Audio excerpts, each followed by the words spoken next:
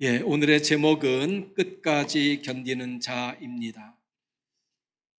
세상에는 깜짝 놀랄 일이 참 많지요.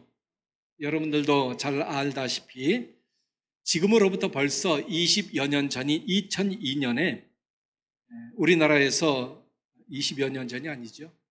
예, 조금 계산을 좀 제가 잘못했습니다.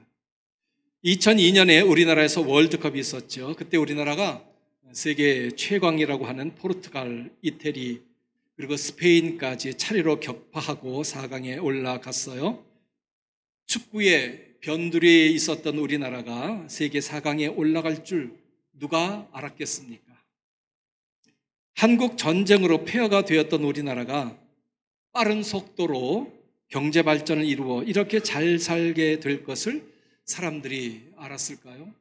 몰랐을 겁니다. 언젠가 TV 방송을 보니까 한국 전쟁에 참전했던 에티오피아 참전 용사들이 우리나라를 방문하고는 예전에는 자기 나라가 한국보다 더 잘 살았는데 지금은 완전히 반대가 되었다며 한없이 부러워하는 영상도 있었습니다. 좋은 일로 깜짝 놀란 일도 많지만 그 반대의 일도 있죠. 우리나라에서 이름만 대면 잘 아는 유명한 배구 선수, 야구 선수들이 그만 학창시절 때 학교에서 후배들을 괴롭히며 폭력을 한 일들이 드러나면서 선수 생활을 접어야 하는 일이 생기고 있습니다. 한창 잘 나가던 자기에게 이런 일이 올 줄 알았을까요? 몰랐겠지요. 알았다면 학교 폭력을 하지 않았을 겁니다. 예수님의 제자로 부름받은 가룟 유다가 예수님을 팔아넘기는 배반자가 될 줄 다른 제자들이 알았을까요? 아무도 몰랐습니다. 당시의 대제사장과 서기관들도 몰랐습니다. 또 예수님을 따라다니며 수제자 역할을 했던 베드로가 예수님을 부인하고 저주할 줄 제자들이 알았을까요? 전혀 몰랐습니다. 심지어 베드로 자신도 자기가 그럴 줄을 몰랐으니까요. 오늘 본문에 보니까 앞으로 세상이 어떻게 될지 전혀 모르는 한 제자가 등장합니다. 예수님께서 성전에서 나가실 때에 어느 제자가 예수님께 이렇게 말합니다. 1절이지요. 선생님이여 보소서, 이 돌들이 어떠하며 이 건물들이 어떠하니까. 이 말을 얼핏 보기에는 주님, 도대체 이 돌들이 어떤 돌이며 이 건물은 어떤 건물입니까? 이렇게 물어보는 말처럼 생각되시면 그게 아닙니다. 감탄의 말입니다. 즉, 주님, 이 성전을 짓기 위해 쓰인 엄청난 크기의 돌들을 좀 보십시오. 어때요? 대단하지요? 그리고 이 거대한 건물 좀 보세요. 어때요? 대단하지요? 이런 뜻입니다. 에돔 족속인 헤롯 대왕이 유대인의 환심을 사기 위해 예루살렘에 지은 성전의 위용이 대단했던 모양이에요. 그러니까 제자들이 깜짝 놀랐죠. 그런데 제자의 감탄에 예수님은 이렇게 말씀하십니다. 너는 이 건물이 대단하다고 생각하느냐? 그러나 얼마 지나지 않아 이 건물은 돌 위에 돌 하나도 남지 않고 다 무너지리라. 제자는 예수님의 말씀에 굉장히 놀랐습니다. 아니, 이렇게 튼튼하고 장중한 건물이 무너지다니요. 그것도 돌 하나도 돌 위에 돌이 남지 않을 정도로 완전히 무너진다니. 이건 정말 상상할 수 없는 일이었습니다. 하지만 그 제자는 언제 그런 일이 일어날지 감히 예수님께 묻지를 못했어요. 조금 시간이 흐른 후에 예수님이 감람산에 오르셔서 성전을 내려다보고 계실 때에 베드로, 야고보, 요한, 안드레가 예수님께 갑니다. 그리고는 언제 예루살렘 성전이 무너질지, 그리고 그때의 징조는 무엇인지 물었습니다. 제자들의 질문에 예수님께서 이렇게 대답하십니다. 많은 사람들이 와서 자기가 예수라며 사람들을 속일 것이다. 그리고 여기저기서 각 나라와 민족이 전쟁한다는 소식을 너희가 듣게 될 것이며 또한 너희들이 사람들에게 잡혀가서 매를 맞겠고 신문을 받게 될 것이다. 게다가 가족들끼리 서로 죽이는 일이 생길 것이다. 예수님의 말씀을 들은 제자들은 몹시 당황했습니다. 그런 일이 생긴다면 도대체 어떻게 해야 할까요? 암담하죠. 당황한 제자들에게 예수님은 다음과 같이 세 가지를 말씀하셨어요. 첫 번째로 예수님은 제자들에게 미혹을 받지 않도록 주의하라 하셨습니다. 미혹을 받지 않도록 주의하라는 말이 뭘까요? 본문 6절에 나와 있죠. 많은 사람이 내 이름으로 와서 이르되 내가 그라 하여 많은 사람을 미혹하리라.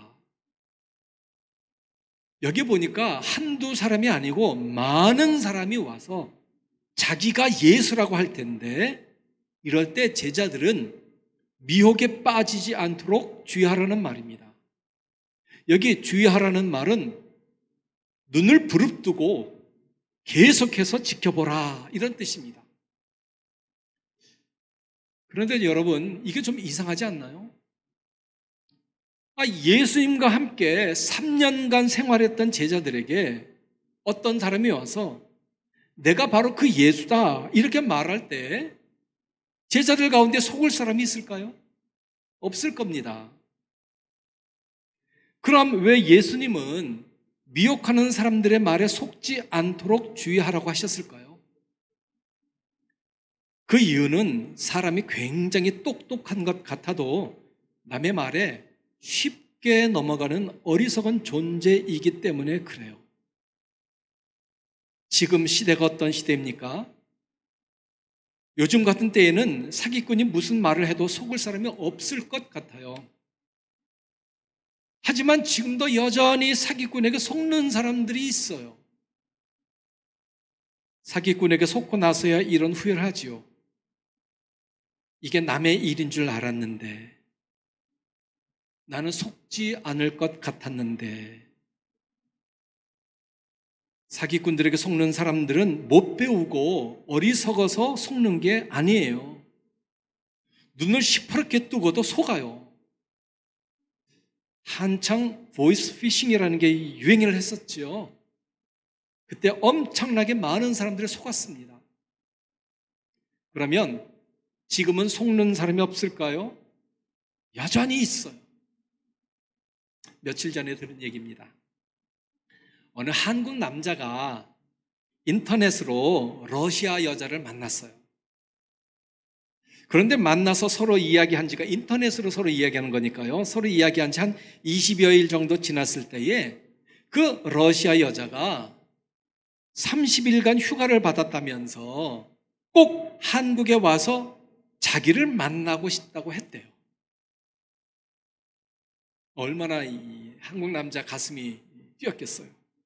그런데 이제 문제는 왕복 항공권과 비자 발급을 위한 돈이 필요하니 좀 도와달라고 하더래요. 그래서 이 남자는 200만 원 정도를 러시아에 보냈어요. 러시아 여자는 돈을 찾아서 이제 항공권 그리고 비자 발급을 했다는 연락을 해왔어요. 드디어 모스크바를 출발해서 인천공항에 들어오면 되는 겁니다. 얼마나 좋았겠어요? 그런데 러시아에서 출국 심사 과정에 한국에서 체류를 하려면 90일간 단기 비자 기준으로 하루 50달러씩 4,500달러가 통장에 있다는 걸 증명을 해야 출국할 수 있다는 연락이 왔대요. 한국 체류비 명목으로 4,500달러가 필요하다는 말을 듣고 이 남자는 넉넉하게 5,000달러, 약 570만 원을 송금해 줬습니다. 왜냐? 그 러시아 여자가 출국하기 전에 비행기 놓치면 안 되니까 공항 근처에 있는 호텔에서 하루 숙박하라고 그리고 여유 있게 공항으로 가라고 아주 친절하게 돈을 더 붙여 보내주었어요. 그런데 그 다음날 문자가 왔답니다. 러시아 출국 심사 과정에서 그 여자가 소지한 약이 향정신성 의약 성분, 즉 마약 성분의 약이라며 그 여자를 몇 시간 감금하고 3,300달러, 한국 돈으로 약 370만 원 정도를 벌금으로 내라고 해서 그 돈을 지불하고 밖으로 나왔대요. 그런데 벌금으로 체류비를 냈으니 돈이 없다며 다시 3,300달러를 송금해달라는 문자가 왔대요. 여러분, 이거 처음부터 사기라는 감이 오지요? 근데 그것도 모르고 순진하게 속아서 돈을 보내는 사람이 있었어요. 최근에요. 할 말이 없어요. 그죠? 이런 일을 보면. 자기가 유명한 정치인 아무개를 잘 알고 대기업 회장 누구와 인척관계에 있다고 하면 거기에 속는 사람이 있고, 자기 아버지가 누구고 자기가 미국 어느 법대에 재학 중이라면 거기에 깜빡 속는 사람도 있어요. 그런데 이게 영적인 문제에서도 마찬가지예요. 이단이 와서 그럴듯한 말로 살살 꼬드기면 그 말에 넘어가는 사람이 아직도 있어요. 요즘 우리나라의 교회마다 이 정문에 신천지 출입을 금한다는 문구를 다 써붙였죠. 아니 뭐 그 신천지 따위가 뭐길래 교회마다 이렇게 난리일까요? 예전에 보니까 그 신천지는 자신을 처음부터 드러내지 않았어요. 소위 위장 작전을 썼죠. 마치 새 신자인 척 아니면 새로 이사해서 교회를 찾는 척하며 들어옵니다. 그리고는 열심히 교회에 출석해요. 그러면 목사님과 교인들의 신임을 얻어요. 그러다가 조금씩 교회에 분란을 일으키고 교인들끼리 싸움을 붙여서 결국 교회를 무너뜨립니다. 신천지의 최대 목적은 교회를 무너뜨리고 성도들을 자기네로 끌어가는 거예요. 그래서 신천지는 기독교를 가장한 마귀 집단이에요. 자, 이 신천지의 본색이 지난번 코로나 사태로 만천하에 드러났죠. 그러면 거기에 속한 사람들은 신천지가 사이비 집단이라는 걸 알았으니 이제 정신을 차려야 하는데 정신 차릴까요? 아닙니다. 지금도 신천지 교인들은 자신들의 교주 이만희가 죽지 않고 영원히 산다고 철석까지 믿고 있어요. 지금도요. 제가 주중에는 늘 교회에 와 있잖아요. 여러분 심심하면 교회 한번 와보세요. 주중에 제가 있나 없나. 제가 늘 교회에 있습니다. 제가 주중에 늘 교회에 있잖아요. 그런데 지금도 신천지에서 교회마다 편지를 보내고 있어요. 제가 2통이나 편지를 받았어요. 다 쓰레기통에 넣었어요. 읽어볼 필요도 없으니까. 이럴 줄 알았으면 제가 보관했다가 여러분들에게 보여드릴 텐데요. 아무튼 다 버렸습니다. 예전에는 신천지라는 이름을 감추더니 지금은 아예 발신자명에다가 이렇게 썼어요. 신천지 남산교회 썼더라고요. 아예. 그래서 예수님은 마태복음 24장 24절에서 이렇게 말씀하셨습니다. 거짓 그리스도들과 거짓 선지자들이 일어나 큰 표적과 기사를 보여 할 수만 있으면 택하신 자들도 미혹하리라. 사랑하는 여러분, 우리는 누가 무슨 신기한 일을 하고 엄청난 기적을 일으켜도 거기에 미혹되어서는 안 됩니다. 또 이제까지 들어보지 못한 새로운 사실, 놀라운 비밀을 가르쳐준다고 해도 거기에 속으면 안 됩니다.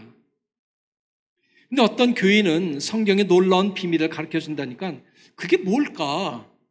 궁금해서 이단을 따라가는 거예요. 근데 거기서 하는 얘기를 들으면 정말 그런 것 같아요.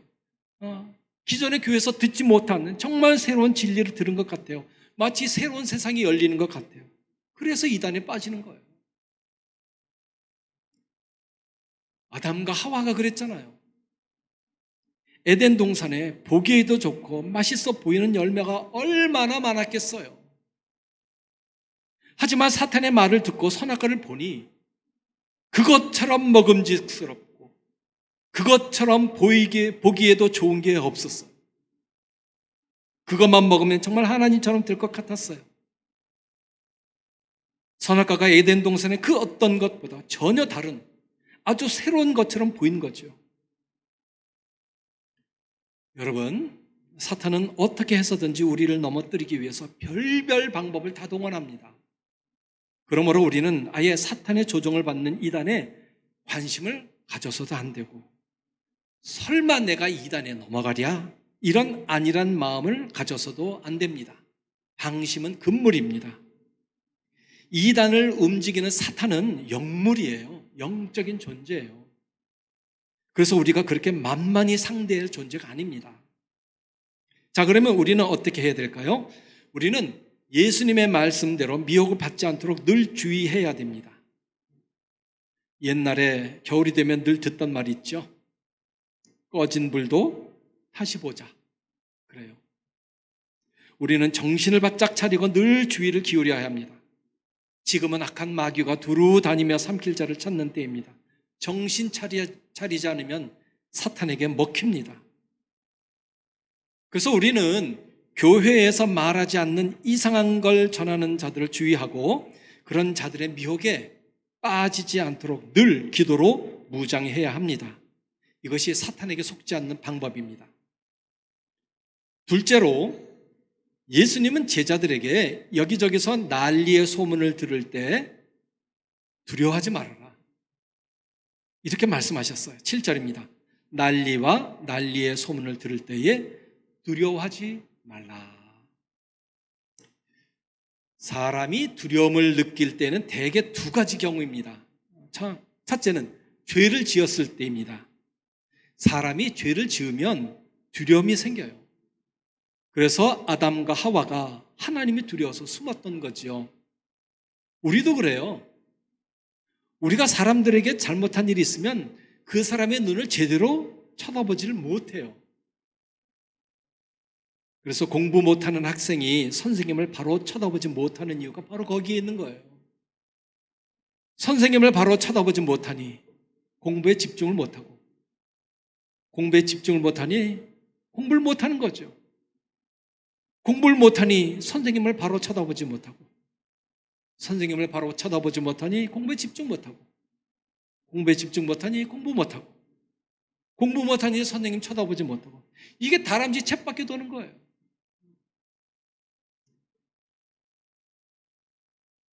여러분, 제가 학교 다닐 때 공부 잘했을까요? 못했을까요? 여러분 대답 잘하셔야 돼요.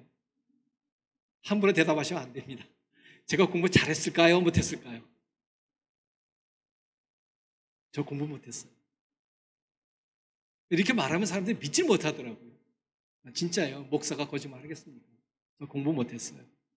못하는 중에서 제일 못한 과목이 수학이었어요. 가뜩이나 공부도 못하는데 숙제까지 안 해가면 그날은 수업 시간 내내 선생님 눈 피하느라 전쟁이지요. 어떤 수학 선생님은 이렇게 합니다. 교실에 들어오자마자 칠판에 문제를 써요. 그럼 날짜를 봅니다. 지금 보서 오늘이 며칠이지? 근데 오늘처럼 28일이면 8번, 18번, 28번 나와서 이거 풀어. 그때 제 번호가 28번이면 그날은 하루 종일 지옥이에요. 그냥 졸도해서 양호실에 실려가고 싶어요. 사람이 두려움을 느낄 때 또 하나의 경우는 믿음이 약할 때입니다. 아브라함, 이삭, 그리고 야곱, 얼마나 대단한 믿음의 사람들이었어요? 하지만 그들이 늘 믿음이 좋았던 건 아닙니다. 그들도 믿음이 약할 때가 있었어요. 믿음이 약하면 반드시 두려움이 휩싸입니다. 아브라함을 보세요. 그는 사람을 두려워해서 아내를 누이라고 그것도 2번이나 속였어요. 그의 아들 이삭도 마찬가지죠. 아버지를 닮았어요. 이삭도 그랬어요. 소위 믿음의 용장이라고 하는 다윗도 별 수 없었어요. 그럼 예수님의 제자들은 좀 나을까요? 아닙니다. 누가복음 8장에 보면 풍랑 때문에 두려워하는 제자들이 등장해요. 미친 듯이 바람이 불어 배에 물이 들어옵니다. 하지만 예수님은 그 와중에도 주무세요. 그래 제자들이 예수님을 깨웁니다. 주님, 주님, 우리가 죽게 생겼습니다. 예수님이 일어나셔서 바람과 물결을 꾸짖으시고는 이렇게 말씀하시죠. 너희 믿음이 어디 있느냐? 믿음이 없으면 두려워해요. 여러분, 모든 사람에게는 태어날 때부터 두려움이 있습니다. 그런데 예수님은 두려워하지 말라고 말씀하세요. 왜요? 우리의 죄를 용서하시고 우리에게 평안을 주시는 예수님이 계시니까, 그러니까 두려워하지 말라고 하시는 거예요. 평안을 너희에게 끼치노니 곧 나의 평안을 너희에게 주노라. 내가 너희에게 주는 것은 세상이 주는 것과 같지 아니하니라. 너희는 마음에 근심하지도 말고 두려워하지도 말라. 요한복음 14장 27절 말씀입니다. 주님은 우리에게 누누이 말씀하십니다. 두려워 말라. 두려워 말라. 심지어 전쟁이 닥쳐와도 주님은 우리에게 말씀하십니다. 두려워 말라. 왜요? 전쟁은 하나님께 속한 거예요. 우리는 어느 누구도 두려워할 필요가 없습니다. 오직 몸과 영혼을 능히 지옥에 멸하실 하나님만 두려워할 뿐입니다. 셋째로 예수님은 제자들에게 스스로 조심하라 라고 하셨어요. 자, 신약 성경에 보면 조심하라 이 말에는 두 가지 단어가 있어요. 이 단어도 조심하라, 이 단어도 조심하라. 첫 번째는 뜨거운 물에 조심한다, 깊은 물에 조심한다 이런 의미처럼 내가 나를 위해 조심한다 이런 뜻입니다. 좀 어려운 말을 제가 여러분들 써드릴게요. 프로세호 이런 단어입니다. 프로세호. 내가 나를 위해서 조심하는 거예요. 누가복음 21장 34절이 그 대표적인 구절인데요. 제가 읽어보겠습니다. 너희는 스스로 조심하라. 그렇지 않으면 방탕함과 술 취함과 생활의 염려로 마음이 둔하여지고 뜻밖의 그날이 덫과 같이 너희에게 임하리라. 이 말씀은 내가 스스로 조심하지 않으면 점점 방탕하게 되고 영적으로도 둔감해져서 결국 멸망의 날에 망하고 만다 그런 뜻입니다. 그런데 조심하라는 의미의 또 다른 단어가 있어요. 그건 내가 남을 위해서 조심한다라는 말이에요. 블레포. 이런 의미로 사용된 구절이 고린도전서 8장 9절입니다. 제가 읽어볼게요. 그런즉 너희의 자유가 믿음이 약한 자들에게 걸려 넘어지게 하는 것이 되지 않도록 조심하라. 이 구절은 내가 나를 위해 조심하기보다는 남을 위해서 조심한다 이런 뜻입니다. 오늘 본문 5절에 주의하라라는 말과 9절에 조심하라라는 말이 바로 이 후자의 의미예요. 나를 위해서 조심하는 게 아니고 남을 위해서 조심하는 거예요. 즉, 나 때문에 다른 사람들이 영향을 받지 않도록 조심하라 이런 뜻입니다.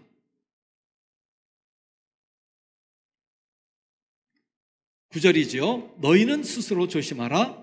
사람들이 너희를 공회에 넘겨주겠고 너희를 회당에서 매질하겠으며 나로 말미암아 너희가 권력자들과 임금들 앞에 서리니 이는 그들에게 증거가 되려 함이라. 이 말씀은 제자들이 사람들에게 끌려가서 신문을 받을 때에 그 사람들이 두려워서 말이죠. 나는 주님을 모릅니다. 이렇게 말한다면 성도들이 큰 충격을 받고 실망해서 믿음에서 떠나게 되는 거예요. 엄청난 불행이죠. 하지만 만일 제자들이 사람들에게 붙잡혀서 매를 맞고 신문을 받을 때에도 끝까지 믿음을 지키면 제자들을 핍박하던 사람들까지도 이렇게 깨닫게 될 겁니다. 야, 이 사람이 전하는 진리는 진짜구나.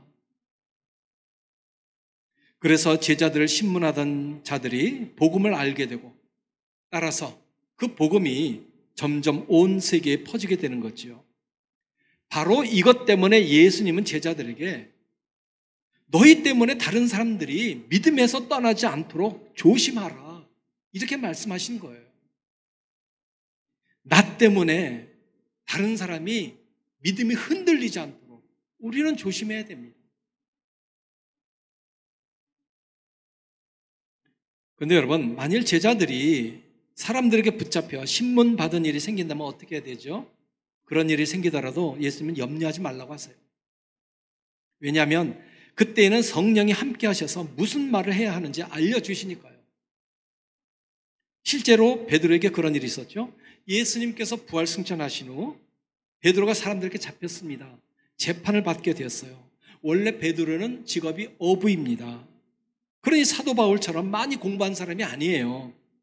마태라면 직업이 세리니까 계산할 줄도 알고 장부 작성할 줄도 알겠지만 베드로는 그런 사람이 아닙니다. 그런데 베드로는 사람들 앞에서 아주 담대하게 예수님의 부활을 전했어요. 그러자 신문하던 사람들이 깜짝 놀랐어요. 왜냐하면 베드로가 못 배운 사람처럼 보였는데 보기와는 달리 아주 논리정연하게 그리고 담대히 말을 하거든요. 사도행전 4장 13절입니다. 그들이 베드로와 요한이 담대하게 말함을 보고 그들을 본래 학문 없는 범인으로 알았다가 이상히 여기며, 이처럼 베드로가 사람들 앞에서 담대히 말할 수 있었던 건 예수님의 말씀처럼 성령이 베드로에게 친히 할 말을 주셨기 때문입니다. 사랑하는 여러분, 예수님의 말씀대로 제자들이 세상의 미혹을 받지 않도록 주의하고 무슨 일에도 두려워하지 않으며 늘 조심하여 믿음 생활할 때 어떤 일이 생길까요? 본문 13절에 보니 끝까지 견디는 자는 구원을 받는다 했습니다. 많은 사람들이 여기서 오해를 해요. 이 구절을 문자적으로 보면 사람이 구원을 받는 방법은 어려운 환난과 시험을 잘 견디고 통과하면 되는 것처럼 보여요. 만일 그렇다면 우리가 예수님을 믿을 필요가 없겠죠. 견디면 되는 거니까. 그죠? 하지만 성경은 우리에게 오직 예수님을 믿어야 구원받는다고 합니다. 그러면 끝까지 견디는 자가 구원을 받는다는 이 본문의 구절은 무슨 뜻일까요? 본문에서 끝까지 견디는 자가 구원을 받는다는 말은 내가 견디면 구원을 받는다 그런 의미가 아니고, 구원을 받을 자는 끝까지 견디게 되어 있기 때문에 끝까지 견디는 자는 구원을 받는다 이렇게 말하는 거예요. 이걸 이해하기 쉽게 제가 설명을 다시 드릴게요. 내가 아버지의 말씀을 잘 들어서 아버지의 아들이 된 게 아니라 아버지의 아들이 되었으니 아버지의 말씀을 잘 듣는 거예요. 우리의 믿음과 구원도 마찬가지예요. 내가 믿음을 잘 지켜서 구원받는 게 아니라 구원받는 사람이니까 믿음을 잘 지키는 거죠. 그렇다면 여전히 의문이 남아 있습니다. 내가 믿음을 잘 지킨다면 그럼 그것도 결국 내가 하는 것 아닐까? 이런 생각이 드는 거예요. 아닙니다. 구원에 관한 한 우리에게는 아무런 힘이 없어요. 하나님은 나에게 구원의 믿음을 주시고 내가 그 믿음을 끝까지 붙잡도록 해주셔서 결국 내게 주신 구원을 완성하세요. 누가복음 22장 31절에 보면 예수님께서 십자가를 지시기 전에 마지막 만찬을 하실 때에 베드로에게 이렇게 말씀하십니다. 시몬아, 시몬아, 보라, 사탄이 너희를 밀가부르듯 하려고 요구하였으나 내가 너를 위하여 내 믿음이 떨어지지 않기를 기도하였노니 너는 돌이킨 후에 내 형제를 굳게 하라. 이 말씀은 사탄이 베드로를 믿음에서 떨어지도록 하기 위해서 온갖 짓을 다 하겠지만 주님이 베드로의 믿음이 떨어지지 않도록 기도하신다는 말씀이에요. 예수님의 기도가 있었기 때문에 베드로가 믿음을 지킬 수 있었던 거죠. 그래서 결국 베드로는 위대한 사도가 된 겁니다. 우리에게도 마찬가지입니다. 우리가 이렇게 믿음 생활하는 것은 내가 잘하는 것 같고 내가 시험도 견디고 내가 마귀의 유혹도 뿌리쳐서 되는 것 같지만 사실은 예수님께서 나를 위해서 기도하시기 때문에 가능한 거예요. 즉 우리를 위한 예수님의 기도 때문에 우리가 믿음을 지킬 수 있었고, 그래서 결국 우리의 구원이 완성되는 겁니다. 그러니 구원을 위해서 내가 할 수 있는 일은 아무것도 없어요. 모두가 다 하나님의 은혜예요. 이제 말씀을 맺겠습니다. 우리의 사방을 둘러보면 온전한 게 없는 것처럼 보여요. 뉴스를 보면 별별 무서운 일이 다 있습니다. 사람들이 얼마나 악한지 몰라요. 성욕 때문에, 돈 때문에 사람 죽이는 것은 보통입니다. 경제는 어떻습니까? 예전에 잘 나가던 나라들이 코로나 위기로 휘청거립니다.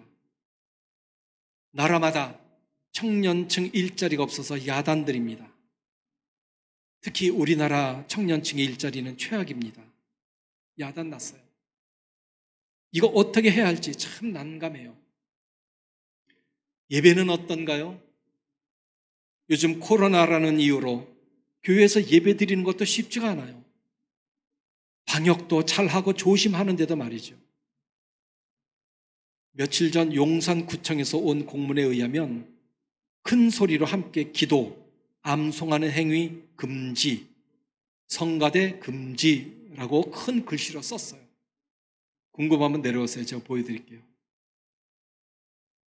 그런데 식당이나 카페에 가보세요. 거긴 마음껏 큰 소리로 얘기해도 누가 뭐라고 하지 않아요.